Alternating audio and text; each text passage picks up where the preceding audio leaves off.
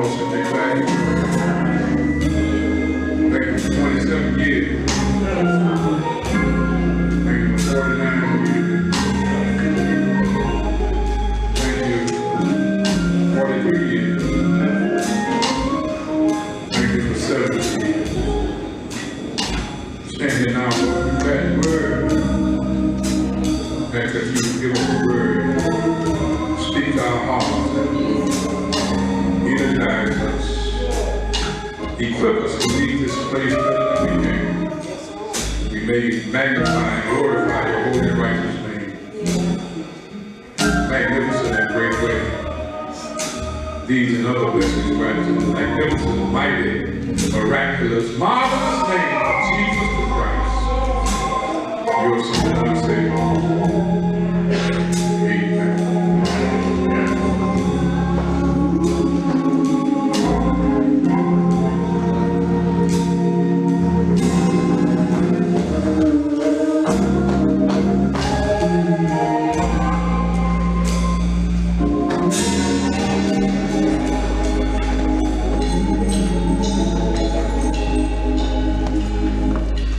Most of you know our scripture comes from that 16th chapter of Matthew, 16th chapter of Matthew, starting at verse 23. Brother Nixon indicated earlier, the Lord has blessed me to be back here for 27 years, and I do thank God for the privilege of serving His people. I want to thank you, all of you who have contributed already, and some of you will contribute later to the celebration. I do not take your contributions lightly. It's a blessing to be a blessing. And when people take the time to bless you, you ought to be thankful. I'm always saying a lot of negative stuff about Ellen Dickens, but I've never doubted in my mind that there's some people live in Ellen Dickens that love me. And don't you doubt for a minute that there's some folk who I love. The difference is you love me and some of them don't love me, but I have to love everybody. And you know what, that takes so much pressure off. And so I am grateful for the privilege. This year, last month, made 49 years of preaching. Man. Started preaching in pastoring rather in January of '77, so that's somewhere around 43, 44 years, and never thought I'd see 70, but the Lord has blessed me, and so it's just good to be here. It's good to be here. But he turned and said unto Peter, Get thee behind me, Satan, thou art an offense unto me, for thou savest not the things that be of God, but those that be of man. Then said Jesus unto his disciples, If any man will come after me, let him deny himself and take up his cross and follow me. For whosoever will save his life shall lose it, and whosoever will lose his life for my sake shall find it. What is a man profited if he should gain the whole world and lose his own soul? What shall a man give in exchange for his soul? For the Son of Man shall come in the glory of his Father with his angels, and then he shall reward every man according to his works.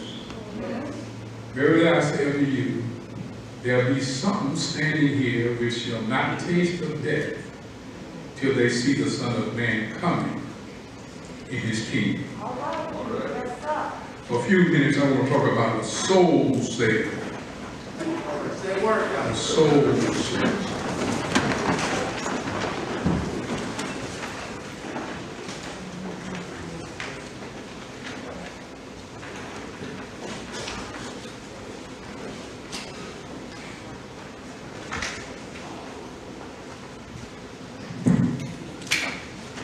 An ignorance of worth can create a bargain. An ignorance of worth can create a bargain. There are a lot of items that have been purchased at a garage sale, Roman sale, that turned out to be worth over millions of dollars. Paintings by some of the great artists. It was somebody's basement, somebody's back room. Turned out to be very, very bad. And they sold it for $2, $3, because they did not know the value of what they had. I'm wrestling with the Lord, trying to decide what to preach about. I was supposed to have a guest preacher, but I didn't want to do that to him. And so I decided I was going to try to preach it myself. I started to let JP say a word, and I'm let him preach on vacation. So I said, I'm going to go ahead on and try to say something. Lord, what did you say after been preaching 49 years? I can tell you, I don't celebrate anniversaries as much as I take it as a time to look back and see. One, you know you've been blessed just to be here. But what is the Lord trying to tell me? What advancement have we made? I'm wrestling with the whole concept. I'm drawn to the internet again. I, for some reason, been listening to this guy, James Baldwin. And when I was looking at it, they had this conversation. The guy flew to the other side of the world to tape a conversation between James Baldwin and this lady called Nikki Giovanni. Great poet, wasn't that familiar with her works. This was taped back in 1971. I knew God was in it because that's the same year I started preaching. See this Fox here, she was pretty. And her fro, she was talking to she and James Baldwin. Great minds. James Baldwin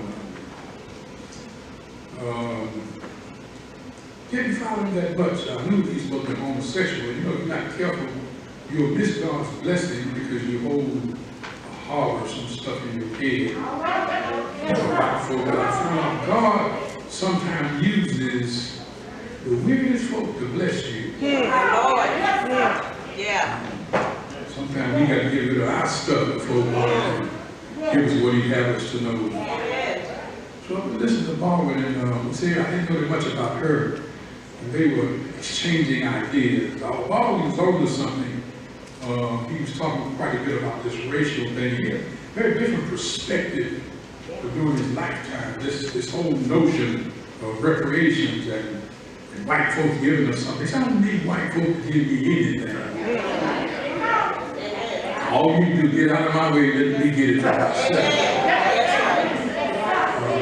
You're talking about this, say loud, I'm black and I'm proud. He said, you know, at that time, in the 70s, that was fresh stuff. That's when, see, y'all read about it, I lived it.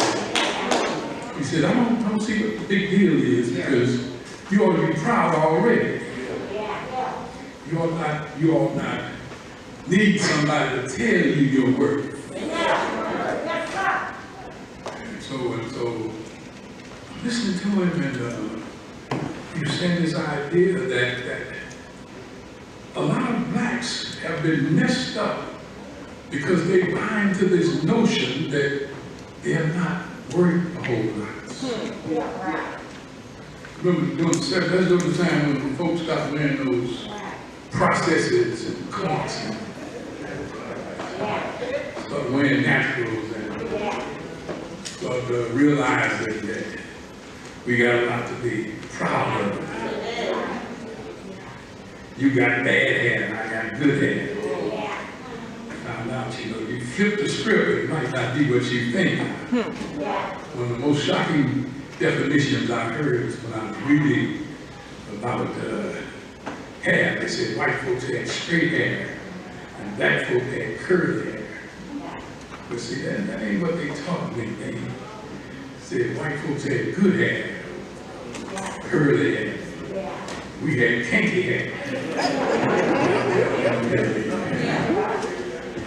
But can't get nothing but courage. See, it's all about perspective. And so you got to come to grips with, maybe instead of trying to compare me to somebody else, I should just be proud of the way I am.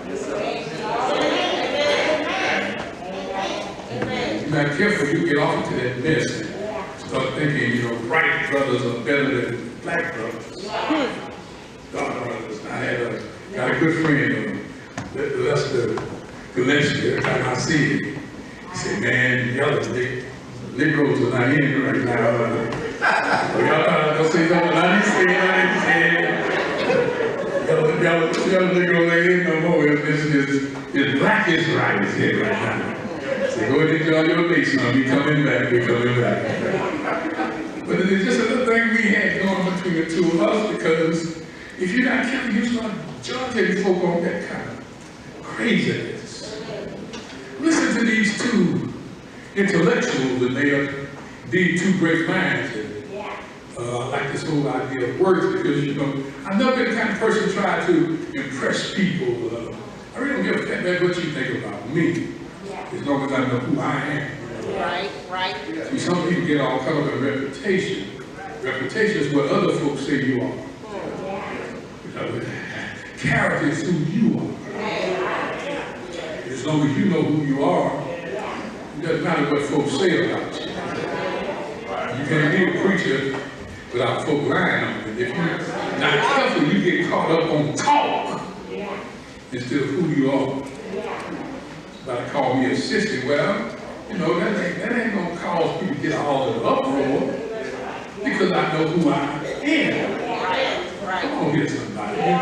You call me boy, I figure that's your problem. You don't know the difference between a boy and a man. You know what I'm saying? You know what I'm saying? And so I like this whole notion of self-worth, having an idea of what self-worth is. Looking to these intellectuals. I'm not intimidated by intellectuals. I think intellectuals is really relative. You know, I don't care how smart you are, you can go in the right environment and you're dumb as a doornail. You know? I'll tell you about this. One of the members of my church, he was not, didn't consider himself that sharp. They had two members, one of them couldn't read at all. He could barely do a little bit, but he was good friends with the guy who couldn't read, because he considered both of them as uneducated and unlearned. But they're two of the sweetest guys you ever want to meet, two nice guys. And I go out to his farm, he called his farm. His house was a lot of land, he had all kinds of ducks, goats, and all kinds of stuff on it. But I walk on that property and see all those trees. In the wintertime, trees don't have leaves. Now, James, if you expect me to tell you what a tree is, I need to see a leaf. And it ain't about three, Coach. It ain't about three. You know, I can tell you what a fig tree is, and get the leaves. I can tell you what a pecan tree is, I thought, until I saw what's a walnut tree, and the leaves ain't that much different. You know what I'm saying? I'm trying to tell you is that when it's wintertime and the leaves are gone, we talking about evergreens. I can't tell you what kind of tree it is. He walked down there, that's an oak, it's a pet oak, and that's a hickory tree. And I'm in awe. I'm the one that's college educated, I'm the one supposed to be smart. But right now, I'm not even in awe, you know. You see, knowledge is not a matter of how much you know, it's a matter of where you are. Because you can get expert in one arena and you become messed up in another. These two brilliant folk were talking. And then Nicky said something that blew me away. They started making fun of preachers, which that was surprising. I've seen Baldwin talk about church folk before. You know? And I don't blame folk for that, but you see, sometimes some church folks need to be talked about. You know? Some people need to be talked about. That's another sermon. I can tell you that. But anyway, she said, it's like when people say, what is the profit of man if he gains the whole world and loses his soul? See, I don't get that. See, the profit to me is the word. The word. The word. Y'all missed it, y'all. I'm listening to this, and I'm listening to these minds. I'm in awe of these great thinkers. But then they said something. What does it profit a person if They gain the whole world and lose their soul. She said, that's not a big deal for me. That's the world. Never heard that before. As brilliant as her mind is, as pretty as she is, as pretty as she is, she gonna say something dumb like that. And I said, the problem is, she does not know the value of a soul. She's talking about age, she's talking about somebody. And you know what I'm saying? At that time, 1971, I was 21. She was 28. I figured it's not, get up here and talk about the lady and don't tell me what happened in all the years in between. So the Lord fixed, I had a chance to see another speech by her in a symposium when she was in her 70s. And she, in the church, loved the Lord. She said, I love Jesus Christ. And said one of the great problems with our generation, these kids haven't been exposed to church, so she made a complete change in that regard. But back then, she said something that really got me stirred up for the day. Ain't gonna keep you long. You heard most of my sermon. I just came to talk with y'all today. We're gonna celebrate. She said, the word. My first sermon came from that passage. I didn't have verse 20, I started verse 21. But that's one verse I live by. What does it profit a man? What does it profit a person if they gain the whole world and lose their soul? The world. Well, you missed the profit part. He didn't say if you gain the world, you can gain anything. The world is a lie. What he says, she says, I gained the world, which means she doesn't understand either the meaning of profit, which I knew she did, or she doesn't know the value of a soul. The value of a soul. A soul. But don't fool yourself, she's not by herself. A lot of folk grasp, they can't grasp this whole idea of a soul, how valuable a soul is. They are distracted by the world.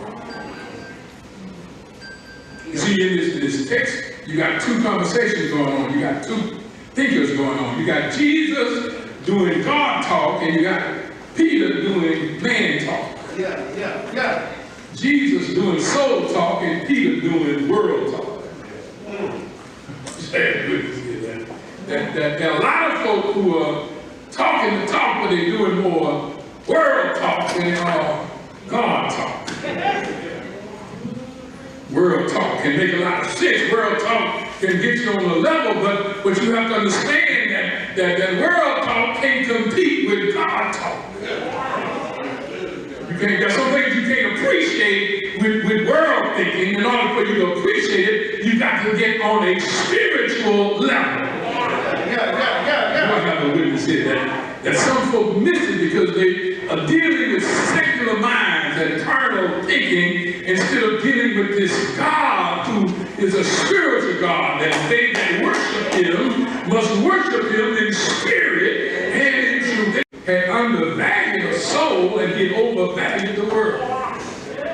Sometimes you don't know how much a soul is, and sometimes you don't know the value of the world, and you might think one is more valuable than it is. And look at what Jesus says. He says, you are overvaluing the world and you're undervaluing yourself. He says, but if you come to me, you got to deny yourself and you got to take up your cross. Here's somebody, and you got to follow me. That you think it's a bargain, it's not such a bargain.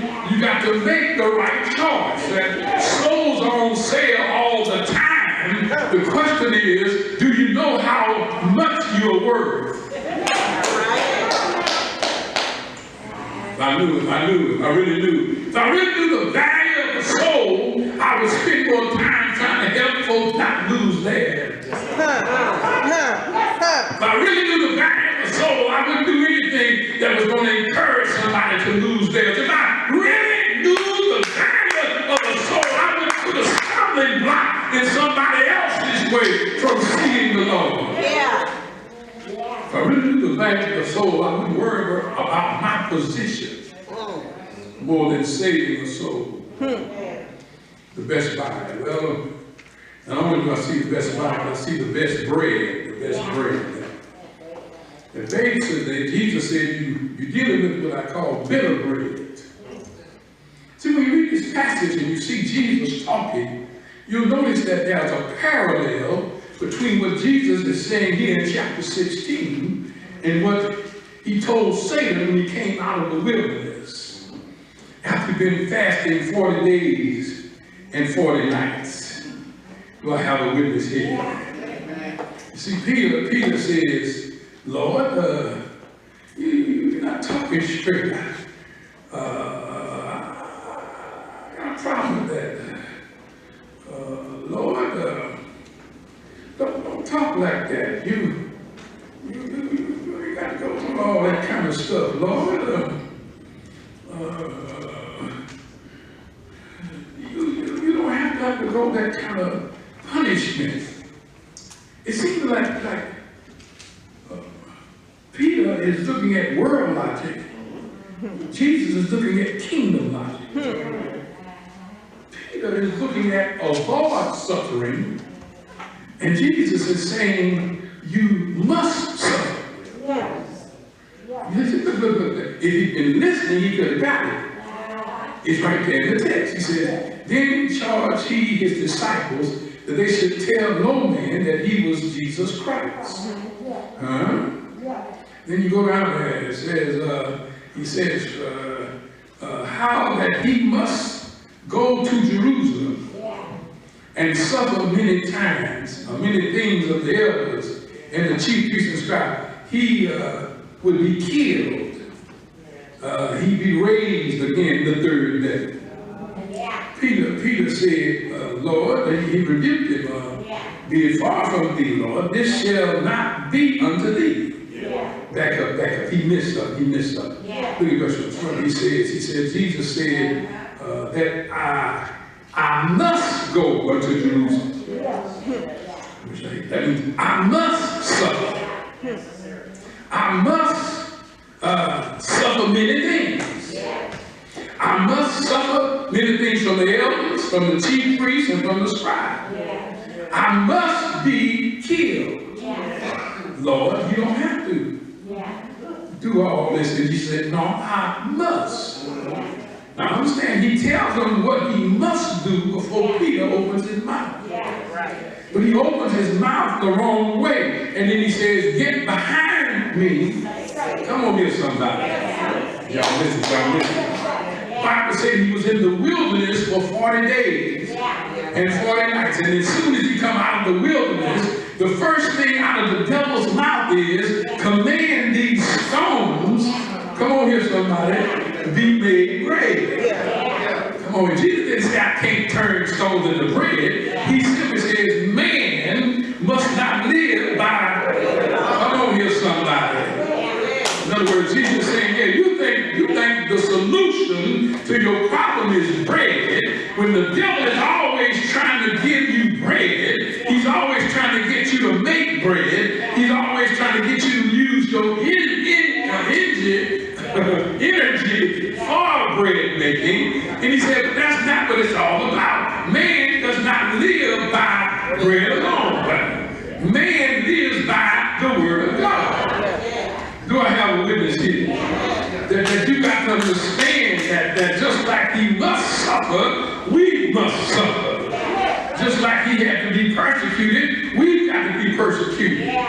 Look, he said, I tell you what, I want if you bow down to me and I give you everything you see out there. You can have the whole world. He said, you don't bow down to you. God says the only one you worship is him. Do I have a witness here? Listen. He said, you know what? He said, I tell you what, why don't you just jump down off this cliff and before you hit the bottom, the Lord will catch you. He sent angels to catch you. He said, you don't tempt God that way. You don't play with God that way. God ain't that kind of God. You don't go through life trying to test God, trying to put God on trial, trying to get God to prove to you. God don't have to prove himself to you.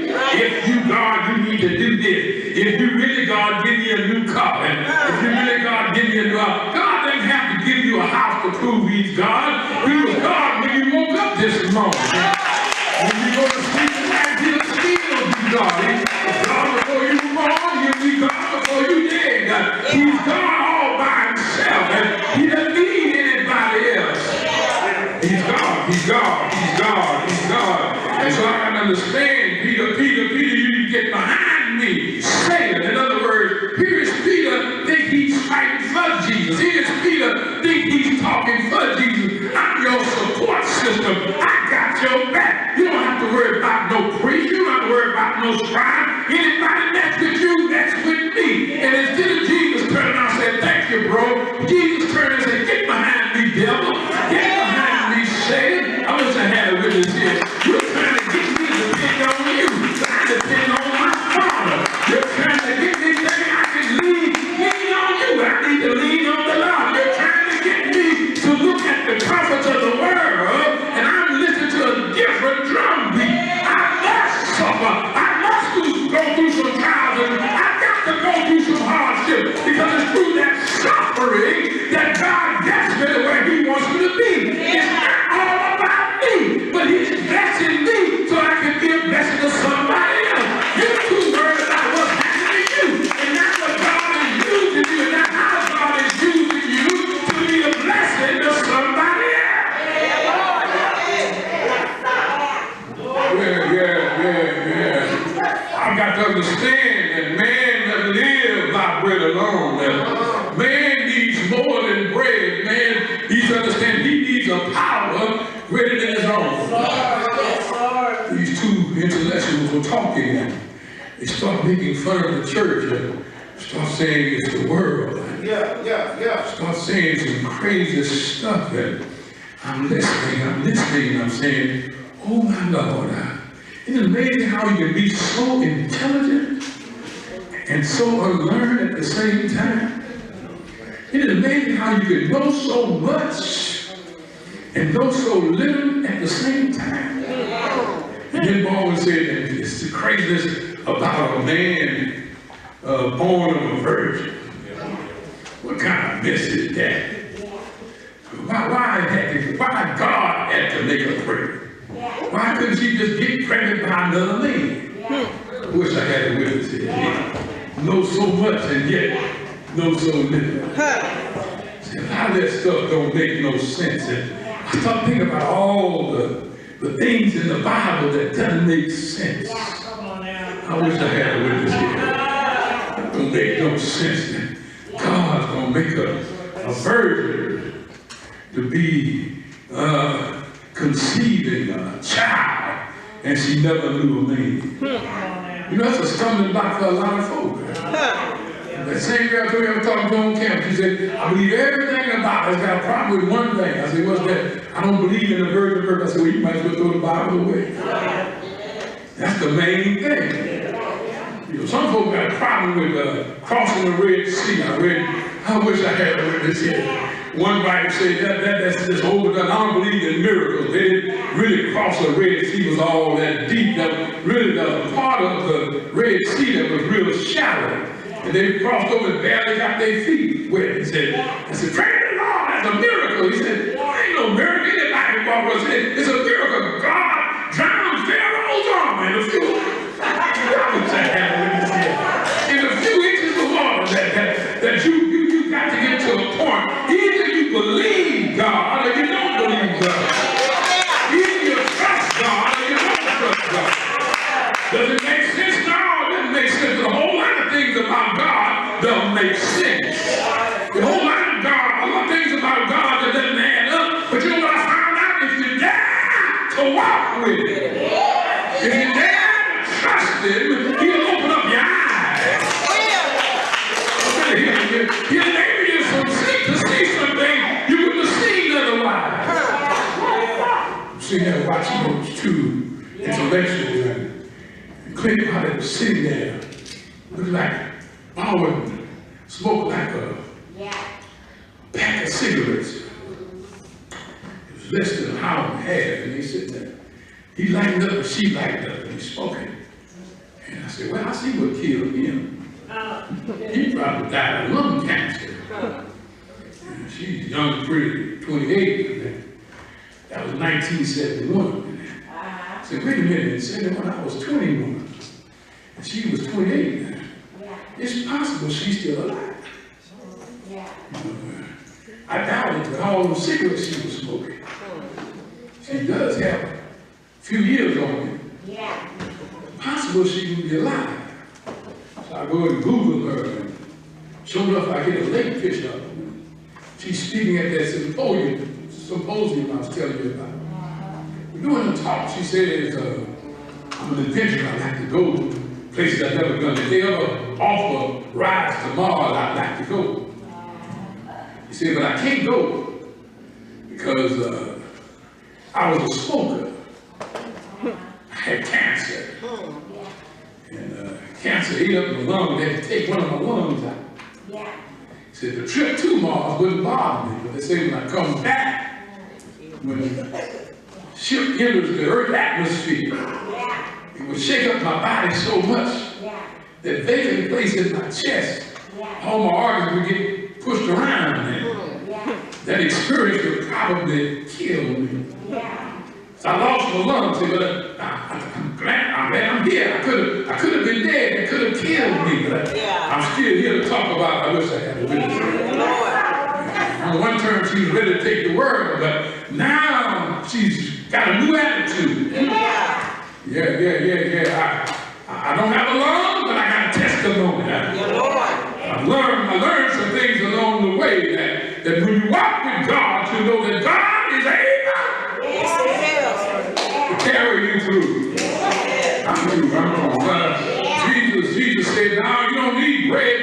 He told that woman at the well, I have some living bread. I got some bread that you know not of. I got some bread that when you take a bite, you won't have to worry about being hungry again. I wish I had a little. I'm telling you, don't eat the world's bread, eat the Lord's bread. If you can have some Jesus bread, it can make a difference in your life. I'm going to close by talking about the best benefactor. That you know, I found out it's not what you say, it's how much integrity you have before I can believe what you say.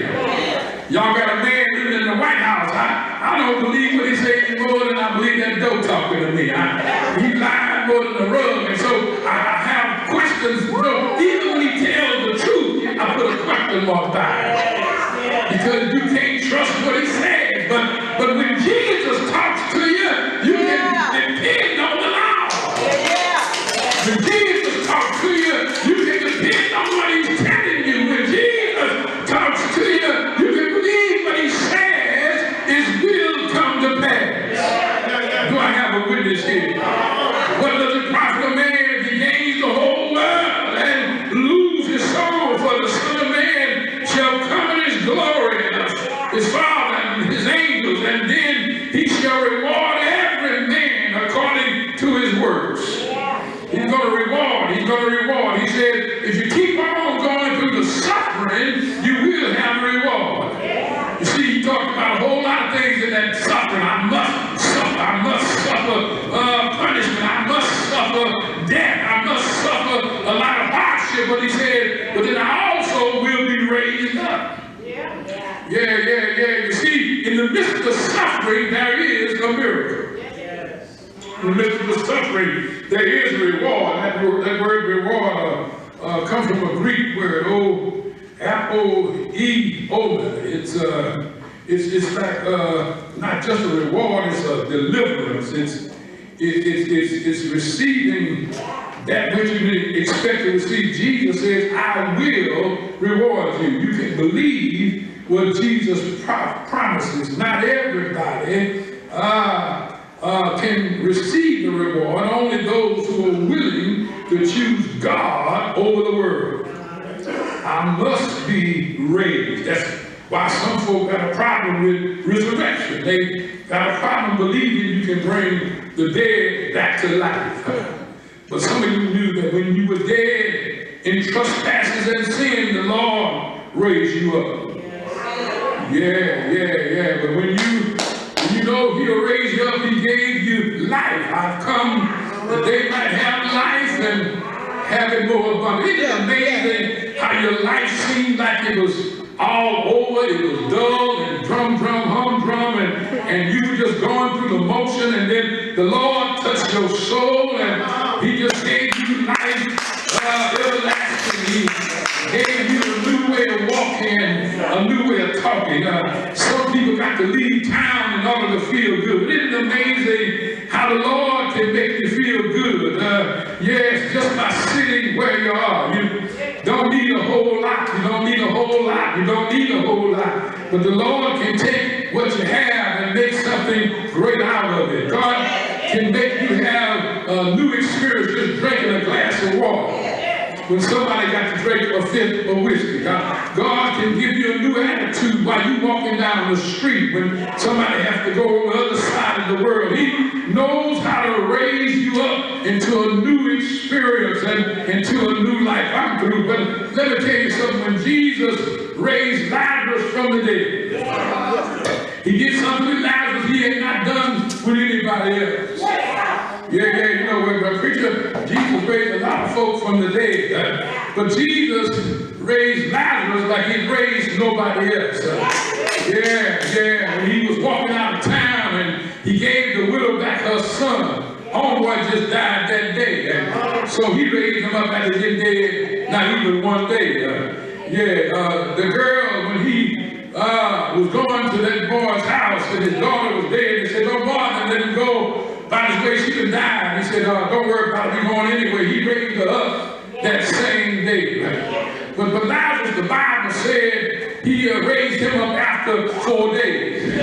He didn't even do that with Himself. The Bible said He went in the grave and stayed there Friday night, all day Saturday, but He raised Himself up on the third day. Well, God raised Him up, but He and God are the same. And so He took 3 days to raise Him up, but the Bible said He raised up Lazarus after 4 days. Well, what's the big deal, Haynes? Well, you see, 4 days, that's the time they say it takes before stuff starts happening to your body. There are certain parts of your body start deteriorating, and the little bugs that start eating on you, and stuff start happening inside you. Martha wasn't all that sophisticated about it. She just said, "He stinketh by now." In other words, that's about the time you started stinking. And Jesus said, "But you got to understand something. When I say roll away the stone, I'm not just anybody. When I say roll away the stone, I'm somebody who knows what to do when the stone has been rolled away. I'm not just somebody making a request. I can make a difference. I don't need to go through life with the ordinary. I can do the extraordinary. Roll the stone away. He's been dead 4 days, but I'm going to call him out of his grave." Nowhere in the Bible did they say Lazarus was stinking. I can tell you, he may have started stinking before Jesus said, "Roll the stone away," but Jesus performed I wish I had a witness here. He performed a process between the time the stone was rolled away and the time He called Lazarus' name. Some things took place inside of his body. He raised him up, but before He raised him up, He said, "I'm not just going to raise him up, I'm going to do it the hard way." I'm trying to tell He doesn't have to do it their way or one way. He can do it the hard way. He can do it any way He chooses, because God is that kind of God. Do I have a witness here? Is there anybody here that knows He's a miracle worker? Well, I just tell you this, life is more exciting when you learn how to live the miraculous life. Life is more exciting when you walk with God, because when you walk with Him, He'll make a way out of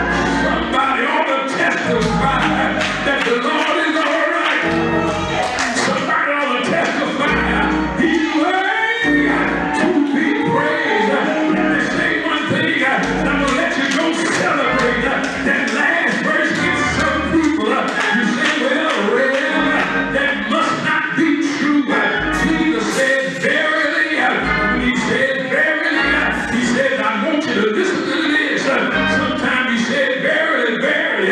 Sometimes he said, show enough, show enough. But he said, verily, I say to you, there's some folks standing here that shall not taste the death till they see the Son of Man coming in his kingdom. Well, Jesus died and went back to his Father. But they didn't see him when he came back. I wish I had a witness here for the final coming. For we're still waiting on Jesus' return. But he didn't say they'd be alive until the final return. He said they'd be alive when I return in the kingdom. In other words, the same voice that he was talking to right then when Jesus died and went on back to his Father. The Bible said he came on back. Somebody know what I'm talking about. He came on back. He told Mary Magdalene, don't touch me. I hadn't been yet to my Father. He returned to his Father, tell him to meet me in the appointed place. When he comes back and he walks through the door, yes, he's not the same Jesus. He's the same Jesus, but he's not the same Jesus. He's the same Jesus, but he comes in his power. He comes in his kingdom. He's the same Jesus, but he's not living by the world's standards. He's living kingdom rules. The world like the door. The King of Kings walk through the door. The world says it ain't no good. We fished all night long and we caught nothing. But the King says take your net and throw it on the other side. The world said you can't do it. Jesus said yes you can.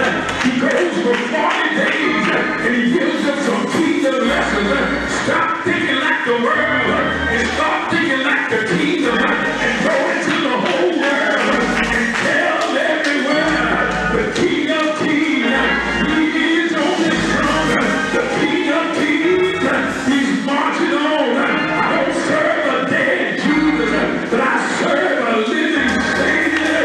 He's in the world today. I know that he is living. Whatever men may say, I see his hand of mercy.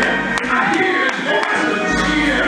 And just the time I hear, he's always near.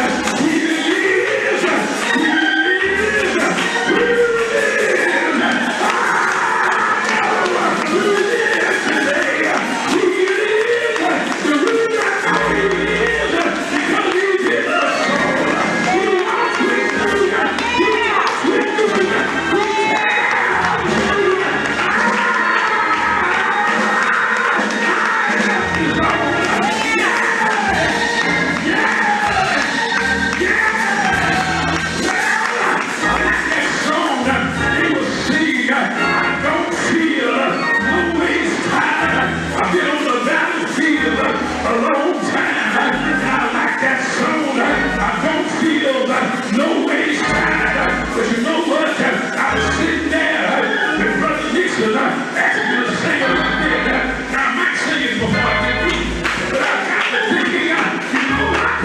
The truth be told, cause sometimes I do get tired. Sometimes I get tired in my body. Sometimes I get tired in my soul. I get tired of being lied on. I get tired of folks talking about you. I get tired of mistreating you. Wait a minute, that world talk, that's man talk. He ain't talking about man talk. He talking about kingdom talk. Talking about another song.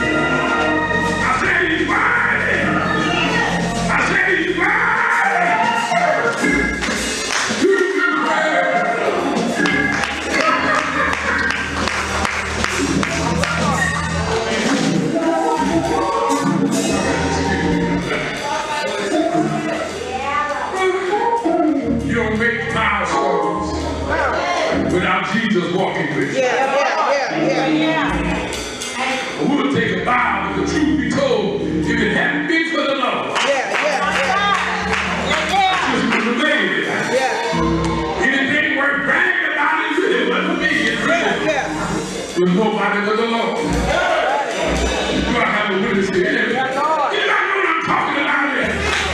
You don't know how good he is in your life. I don't feel no waste time. Thank you, sir. Thank you, sir.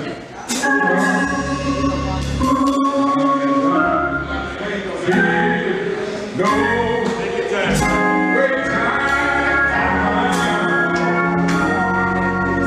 I've come too far from where I started.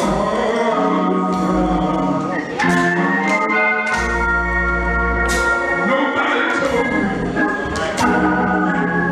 the road would be easy.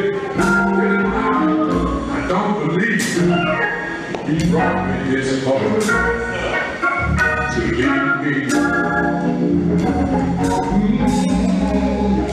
I don't feel no waste time. I've come too far where I started from. Nobody told me that the road would be easy.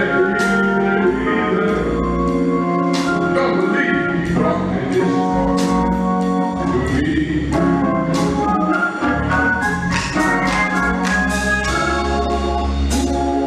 I don't feel no waste time. Come too far where I started from. Nobody told me. They didn't tell me it was gonna be easy. Don't believe he brought me this far to leave me. If Jesus goes with me, I'll go anywhere. It's heaven to me, wherever I'm. Jesus is there. You're going to do it. I count it a privilege. His cross to bear. If Jesus